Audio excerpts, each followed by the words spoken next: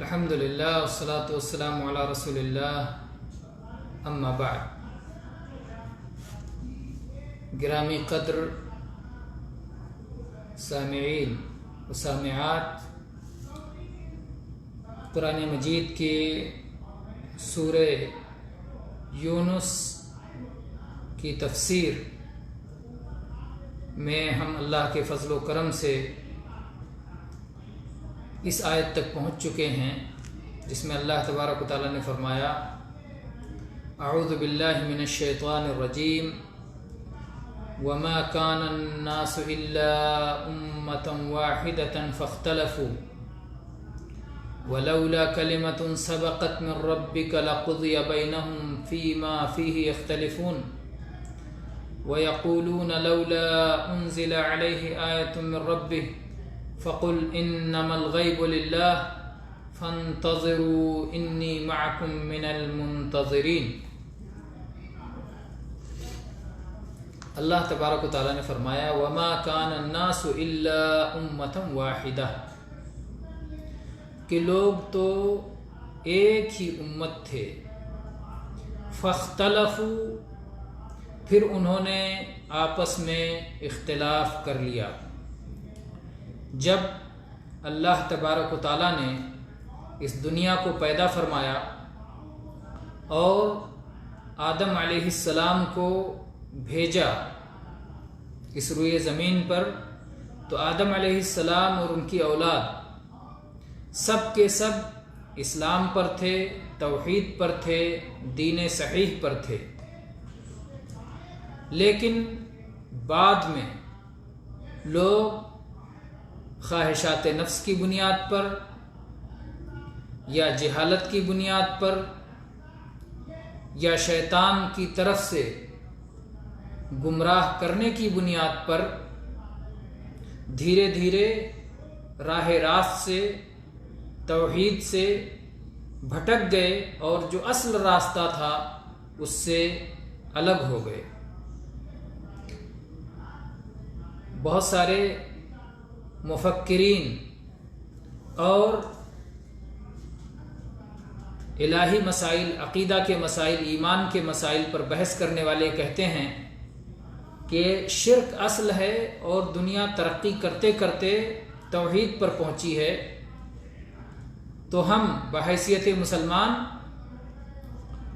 اور اللہ تبارک و تعالیٰ کی اس ہدایت کی روشنی میں ہم یہ مانتے ہیں کہ توحید اصل ہے اور شرک بعد میں آیا ہے، جبکہ وہ کہتے ہیں کہ شرک ہی پہلے تھا، بعد میں توحید آئی۔ یہ بات غلط ہے، صحیح یہی ہے جس کی اللہ تبارک و تعالیٰ نے قرآن پاک میں وضاحت فرمائی ہے، اور عبداللہ ابن عباس رضی اللہ عنہ کی حدیث ہے صاف کہ 10 صدیوں تک لوگ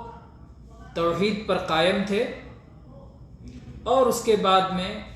شیطان آیا اور اس نے بزرگوں کے مجسمہ بنانے اور پھر اس کے بعد ان کا وسیلہ لگانے اور پھر اس کے بعد ان کے واسطے سے دعا کرنے اور پھر انہی سے دعا پر لگا دیا۔ اس طرح سے دنیا میں سب سے پہلا جو شرک آیا وہ بزرگوں اور نیک لوگوں کی ذات میں غلو کے ذریعے سے آیا، اور اس طرح سے دنیا میں شرک پھیل گیا، ورنہ آدم علیہ السلام اور ان کی اولاد اور دنیا میں جو سب سے پہلے لوگ آئے تھے وہ دین صحیح پر تھے، وہ توحید پر تھے، وہ حق پر تھے، وہ فطرت پر تھے، اور ایسے ہی ہر بچہ فطرت اسلام پہ پیدا ہوتا ہے، اس عہد پہ پیدا ہوتا ہے جو اللہ تبارک و تعالیٰ نے عہد لیا تھا۔ الست بربکم قالوا بلا، سب نے اقرار کیا تھا، اسی عہد پہ ہر کوئی پیدا ہوتا ہے، لیکن بعد میں اس کے ماں باپ، اس کا ماحول اور اس کی تعلیم جو فطرت سے ہٹ کر کے ہوتی ہے، اس کی وجہ سے وہ توحید کا راستہ چھوڑ کر کے شرک پر چلا جاتا ہے۔ تو اللہ تعالیٰ نے فرمایا: وما كان الناس الا امة واحدہ، کہ لوگ سب ایک ہی امت تھے، دین صحیح پر تھے، دین توحید پر تھے، فاختلفوا، پھر ان لوگوں نے اختلاف کر لیا، اس راستے سے ہٹ گئے۔ تو اختلاف کرنے والے کون ہیں؟ جنہوں نے شرک کا راستہ اپنایا، جنہوں نے خواہشات کا راستہ اپنایا، وہ اختلاف کرنے والے ہیں، ورنہ جو اصل اسلام پہ قائم ہیں وہ اختلاف کرنے والے نہیں ہیں، بلکہ وہ اصل حق پر قائم ہیں۔ جو توحید پہ قائم ہیں وہ اختلاف کرنے والے نہیں ہیں، دوسرے لوگ اختلاف کرنے والے ہیں۔ پھر اللہ تعالیٰ نے فرمایا وَلَوْلَا كَلِمَةٌ سَبَقَتْ مِن رَبِّكَ لَقُضِيَ بَيْنَهُمْ، اور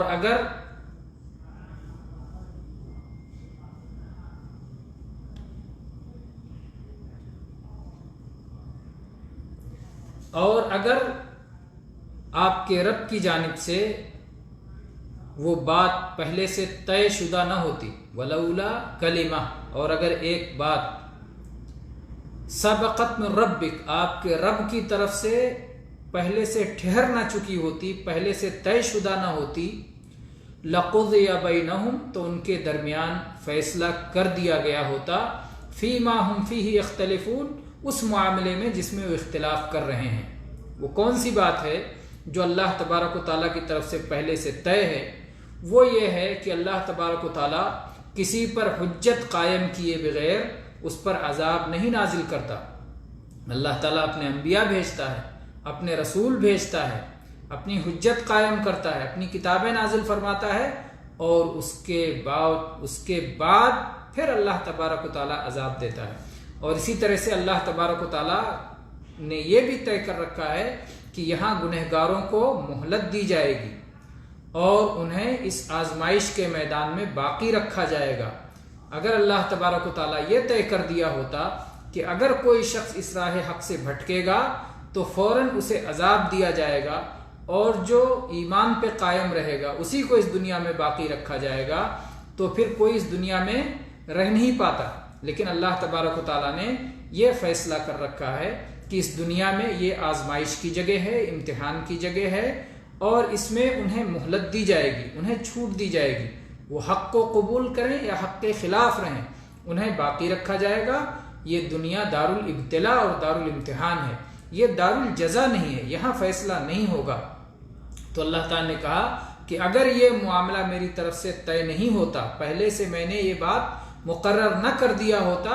تو اختلاف والوں کا اختلاف اسی دنیا میں اس کا فیصلہ کر دیا گیا ہوتا، لیکن ایسا نہیں کیا جائے گا۔ پھر اللہ تعالیٰ نے فرمایا وَيَقُولُونَ لَوْلَا أُنزِلَ عَلَيْهِ آیَةٌ مِّن رَبِّهِ، اور یہ کفار مکہ، ان میں جو لوگ سرکش ہیں، جو رسول صلی اللہ علیہ وسلم کو جھٹلا رہے ہیں، وہ کہہ رہے ہیں کہ ایسا کیوں نہیں ہے کہ آپ کے رب کی طرف سے کوئی نشانی نازل ہو جائے، ایسا کیوں نہیں ہے؟ ایسا نہیں ہے کہ اللہ تعالیٰ نے نشانی نہیں نازل کی، قرآن پاک اللہ کی نشانی ہے۔ محمد الرسول اللہ صلی اللہ علیہ وسلم نے چاند کی طرف انگلی سے اشارہ کیا، چاند 2 ٹکڑے ہو گیا، یہ نشانی تھی۔ تو اللہ تعالیٰ نے نشانیاں دیں، لیکن ان کا کہنا تھا کہ وہ نشانی جو ہم طلب کر رہے ہیں، جس کا مطالبہ کر رہے ہیں، جس کی تجویز پیش کر رہے ہیں، جو وہ کہتے تھے کہ مکہ کی ان پہاڑیوں کو کیوں نہ برابر کر کے ہموار زمین بنا دیا جائے، یہاں باغات بنا دیے جائیں، یہاں نہریں جاری ہو جائیں، آسمان سے کتاب اترے، ہم اس کے اپنے ہاتھوں میں لے کے پڑھیں، اور ہمارے ماں باپ قبروں سے زندہ ہو جائیں اور وہ بتائیں ہمارے باپ دادا کہ یہ بالکل حق ہے۔ تو وہ جو مطالبہ کر رہے تھے، یا اس طرح کی چیز کیوں نہیں ہو، جیسے سمود علیہ السلام کے زمانے میں جیسے اونٹنی پہاڑ سے نکل آئی تھی، اس طرح کی نشانیاں کیوں نہیں دی جاتی؟ تو اللہ تعالیٰ نے ان کے اس شبہے کا ذکر کیا کہ وہ کہتے ہیں کہ اللہ تعالیٰ کی طرف سے، رب کی طرف سے، آپ کے مالک کی طرف سے کوئی نشانی کیوں نہیں نازل کر دی جاتی؟ فَقُلْ إِنَّمَا الْغَيْبُ لِلَّهِ، تو اللہ کے نبی صلی اللہ علیہ وسلم آپ فرما دیجئے کہ غیب کی بات، مستقبل کی بات، آگے کی بات، نتیجہ کیا ہوگا، وہ صرف اللہ جانتا ہے۔ اللہ تبارک و تعالیٰ تمہیں یہ نشانی دینا چاہتا ہے یا نہیں دینا چاہتا ہے، اس طرح کی نشانی دینا چاہتا ہے نہیں دینا چاہتا ہے، یہ اس کا اختیار ہے، اسے وہی جانتا ہے، میرے بس میں نہیں ہے۔ مجھے تو اللہ نے اپنا پیغام پہنچانے کے لیے کہا ہے اور میں وہ پیغام پہنچا رہا ہوں، لیکن یہ جو تم مطالبہ کر رہے ہو ان نشانیوں کا، یہ تمہارے حق میں بہتر ہے کہ یہ تمہارے لیے نقصان دہ ہے، اور اس کے بارے میں اللہ کا کیا فیصلہ ہے، یہ غیب ہے، یہ میں نہیں جانتا، اور غیب اللہ تبارک و تعالیٰ کے لیے خاص ہے۔ تو اللہ تبارک و تعالیٰ نے یہاں کہا آپ کہہ دیجئے کہ غیب اللہ کے لیے ہے، فانتظروا انی معکم من المنتظرین، تم انتظار کرو اور ہم بھی تمہارے ساتھ انتظار میں لگے ہوئے ہیں۔ ہم تمہارے بارے میں انتظار کر رہے ہیں کہ تمہارا مستقبل کیا ہوگا، مستقبل غیب ہے، اور تم ہمارے مستقبل کا انتظار کرو، دونوں ایک دوسرے کا انتظار کر رہے ہیں۔ اگر اللہ تبارک و تعالیٰ یہ چاہتا ہے کہ اس کا یہ دین غالب ہو، اس کا یہ دین پھیلے، اس کے دین پر لوگ عمل پیرا ہوں، تو ایسا ہوگا، اور اللہ تبارک و تعالیٰ نے یہ چاہا، اور چنانچہ یہ دین پھیلا، اور اس دین کو ان لوگوں نے جن کے لیے اللہ نے خیر مقدر کیا تھا، ان لوگوں نے اس دین کو اپنایا اور اس دین میں شامل ہوئے۔ تو اللہ تبارک و تعالیٰ نے ان لوگوں کے مطالبے کے مطابق انہیں نہیں دیا۔ وہ کہتے تھے فرشتہ کیوں نہیں اتر جاتا آسمان سے، آپ کے دائیں بائیں فرشتے کیوں نہیں چلتے؟ وہ یہ کہتے تھے زمین سے چشمے کیوں نہیں ابل جاتے؟ مکہ میں آپ جانتے ہیں پانی کی کیسی مشکلات ہے، سبزہ نہیں ہے، تو کہتے تھے کیوں نہیں جگہ جگہ چشمے پھوٹ جاتے اور یہاں پانی کی نہریں جاری ہو جاتی۔ اس طرح کے وہ مطالبات کر رہے تھے، اور ایسا نہیں تھا کہ وہ اس میں مخلص تھے کہ اگر وہ مطالبہ مان لیا جاتا تو پھر وہ ایمان لے آتے، نہیں، وہ صرف سرکشی تھی، وہ صرف نہ ایمان نہ لانے کا ایک بہانہ تھا۔ وہ یہ کہنا چاہتے تھے کہ ہم جو کہیں ویسا ہو، تو اللہ تبارک و تعالیٰ ان کے کہنے کے حساب سے کرے گا۔ اور پھر اللہ تعالیٰ جب اس طرح کی بڑی نشانیاں نازل فرماتا ہے، اور اگر کوئی قوم اس کے باوجود ایمان نہیں لاتی ہے تو انہیں تباہ کر دیتا ہے۔ اور اللہ کے نبی کریم صلی اللہ علیہ وسلم کی زندگی میں ایسے بہت سارے واقعات ہیں کہ اللہ کے نبی صلی اللہ علیہ وسلم کو اختیار دیا گیا کہ آپ چاہیں تو ہم ان کو یہ نشانی دے دیتے ہیں، اور اگر وہ یہ نشانی پانے کے بعد ایمان نہیں لاتے تو ہم انہیں ہلاک اور برباد کر دیں گے، اور اگر آپ چاہتے ہیں تو انہیں ہم غور و فکر کے لیے مہلت دیتے ہیں، تاکہ وہ یہ مہلت پا کر کے چاہیں تو ایمان لے آئیں، اور چاہیں پھر وہ اپنے کفر پہ مر جائیں اور ان کی سزا پوری کی پوری آخرت میں ہو۔ تو اللہ کے نبی کریم صلی اللہ علیہ وسلم نے اسی بات کو پسند کیا، اور یہ کہا کہ نہیں اے اللہ تعالیٰ، عام عذاب تو نازل نہ فرما اور یہ نشانی نہ دے، بلکہ قرآن پاک کی یہ جو نشانی موجود ہے، جو حق پسند ہوگا، حق چاہنے والا ہوگا، قرآن پاک کی نشانی اس کے لیے کافی ہوگی، اور وہ ایمان لائے گا، اور اس ایمان کی وجہ سے پھر اللہ تبارک و تعالیٰ کی رحمت اس کے شامل حال ہو جائے گی۔ تو اللہ تعالیٰ نے آپ کو کہا کہ آپ اس طرح کہہ دیجئے کہ مستقبل اللہ تعالیٰ کے ہاتھ میں ہے، نتیجے اللہ تعالیٰ جانتا ہے۔ اور چنانچہ قرآن پاک میں کئی جگہ یہ بات بتائی گئی ہے کہ یہ لوگ ایمان لانے والے نہیں ہیں، یہ صرف سرکشی کا مظاہرہ کر رہے ہیں، تو اس لیے ان کے مطالبے پورے نہیں کیے جائیں گے۔ اور جو حق پسند ہیں، آج تک جب سے قرآن نازل ہوا ہے، آج تک جو حق کے چاہنے والے ہیں، حق کو پسند کرنے والے ہیں، قرآن ان کے لیے معجزہ ہے۔ وہ قرآن پاک کو پڑھتے ہیں تو ان کے سامنے حق کے دلائل واضح اور روشن ہیں، اور وہ اس پر ایمان لاتے ہیں اور حق کو قبول کرتے ہیں۔ تو بہرحال اللہ تبارک و تعالیٰ نے یہاں پر بہت صاف کہہ دیا کہ توحید سے اس انسانیت کی ابتدا ہوئی ہے، سارے لوگ حق پر تھے۔ اگر کوئی واپس ہوتا ہے، اس دین کو قبول کرتا ہے، تو گویا وہ اپنے باپ دادا کا وہ دین جس پر کہ اس کے پہلے باپ دادا تھے، اولین آدم علیہ السلام تھے، اسی دین کی طرف واپس آتا ہے اور اس حق کو قبول کرتا ہے۔ اور جہاں تک یہ بات ہے جو مطالبہ کرتے ہیں کہ اگر ہم باطل پر ہیں تو ہمیں تباہ کیوں نہیں کر دیا جاتا، تو یہ عجیب